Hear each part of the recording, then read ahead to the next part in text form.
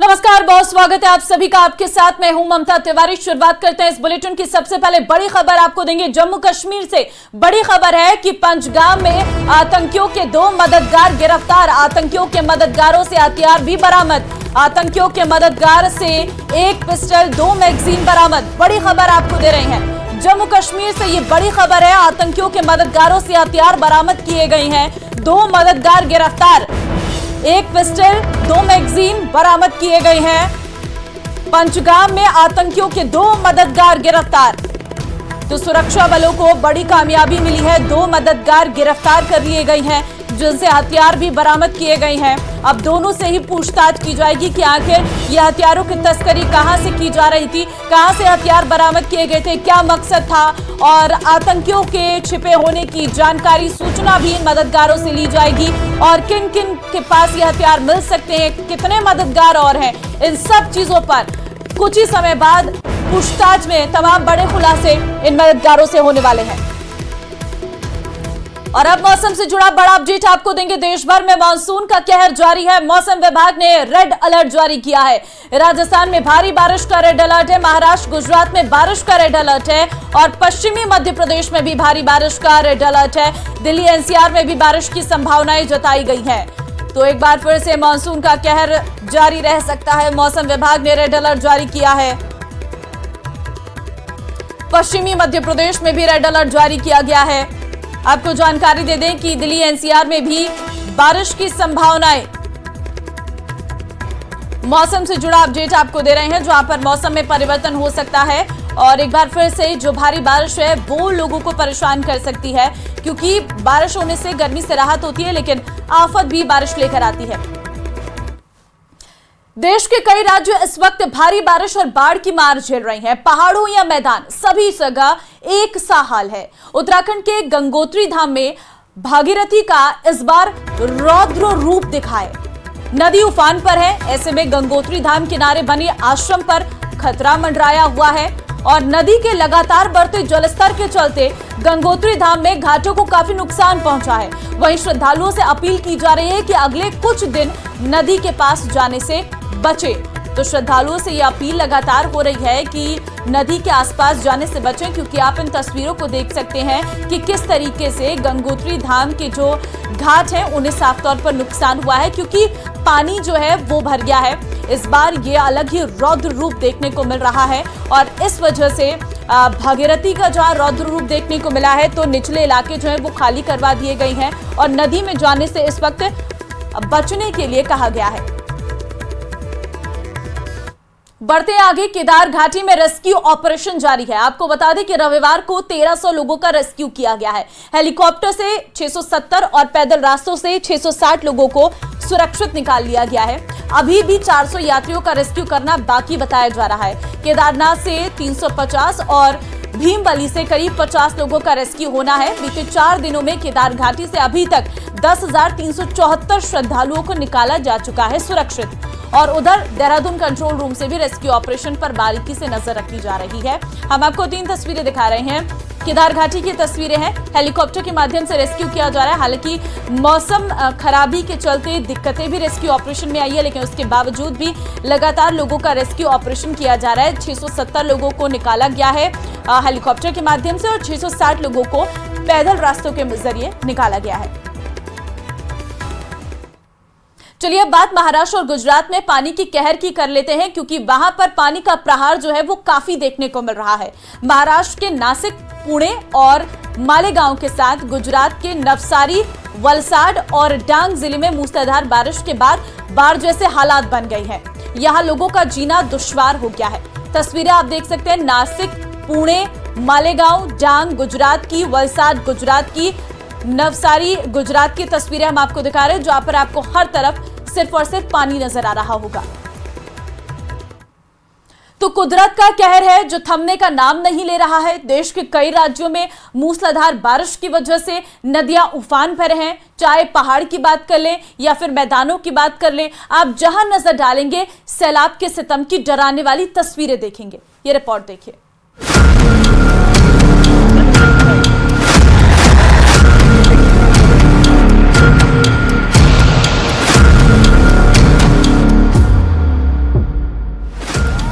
प्रकृति के प्रहार की डराने वाली तस्वीरें। पहाड़ से मैदान तक नदियों में उफान। मुसीबत की बारिश, आफत में जान।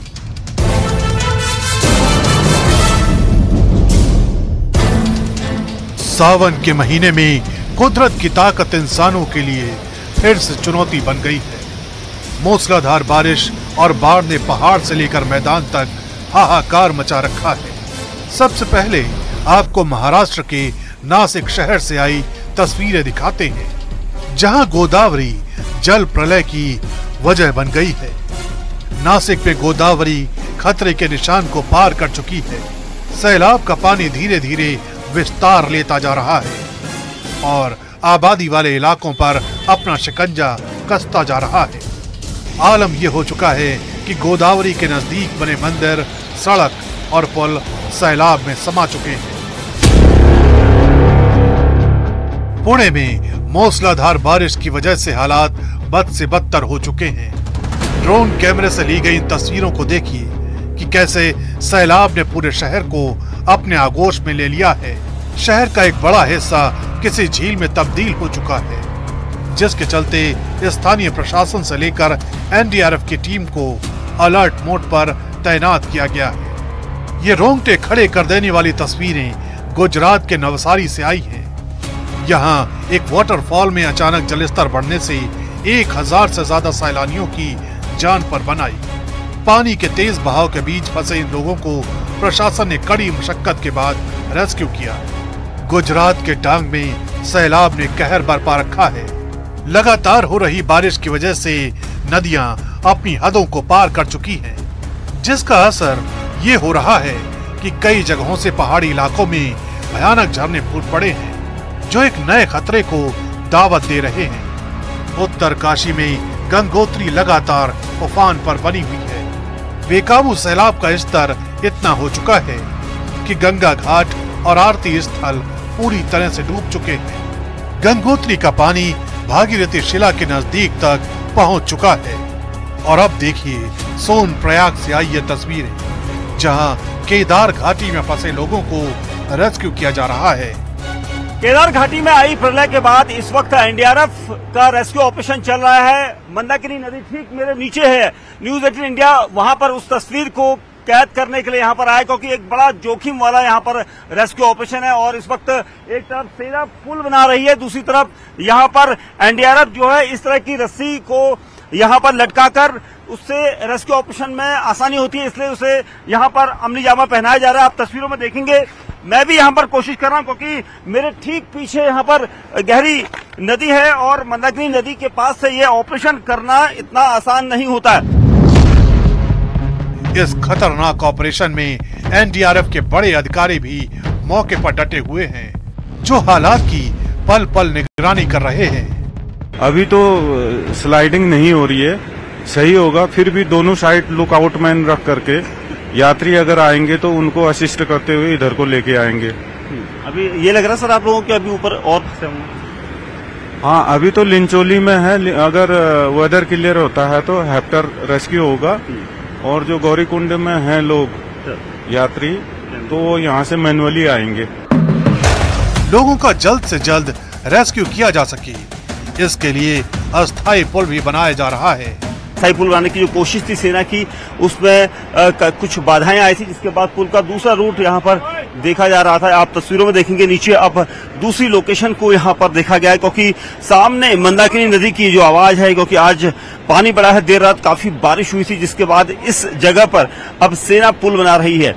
और ये अस्थायी पुल यहाँ से दूसरी पहाड़ी की तरफ जाएगा, लेकिन उससे पहले आप देखेंगे तस्वीरों में लकड़ियां वहां पर हैं और कुछ ऐसी चीजें रखी हैं जिसके जरिए इस पुल का निर्माण किया जाएगा। और न्यूज 18 इंडिया पर ये एक्सक्लूसिव तस्वीरें आपको हम दिखा रहे हैं, क्योंकि मंदाकिनी नदी जो इस वक्त उफनती दिखाई दे रही है, उसके ठीक ऊपर ये पुल बनाने की यहाँ पर कोशिश सेना के द्वारा की जा रही है।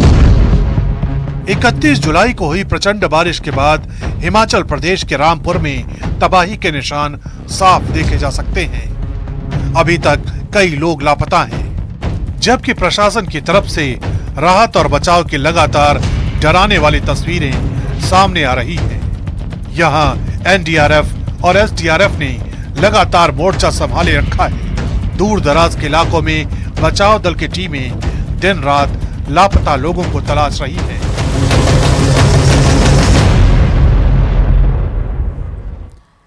क्या आप सोच सकते हैं कि कोई अपने कलेजे के टुकड़े को महज कुछ पैसों की खातिर बेच देगा? बुलंदशहर से ऐसी ही चौंकाने वाली घटना आई है, जहां एक महिला अपने 7 महीने के दूध मुए बेटे को बेचने अस्पताल पहुंच गई। ये रिपोर्ट देखिए।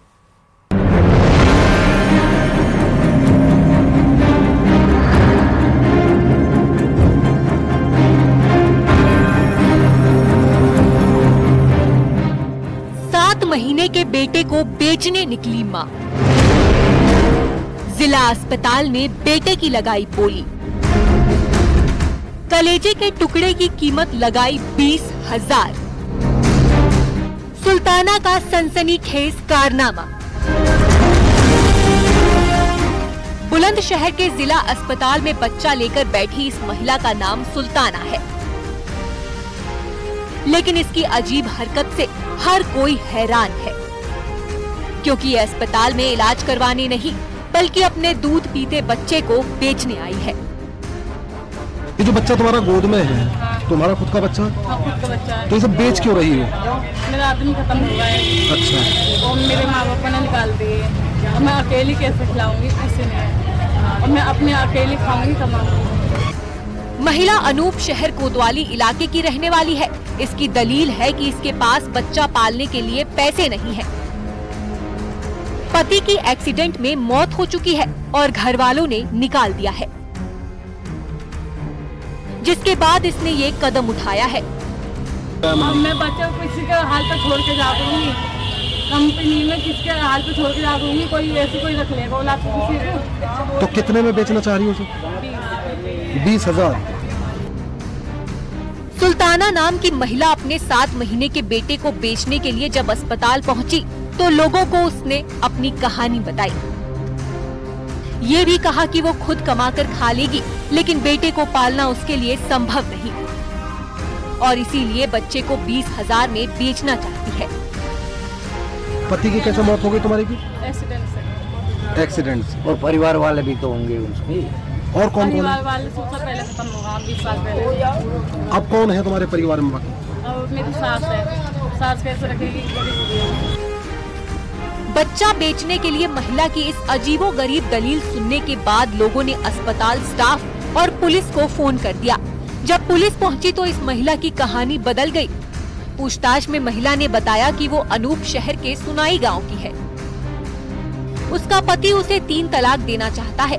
ऐसे में वो कहां जाएगी, इसलिए बच्चे को बेचना चाहती है, जिसके बाद पुलिस महिला को अपने साथ थाने ले गई।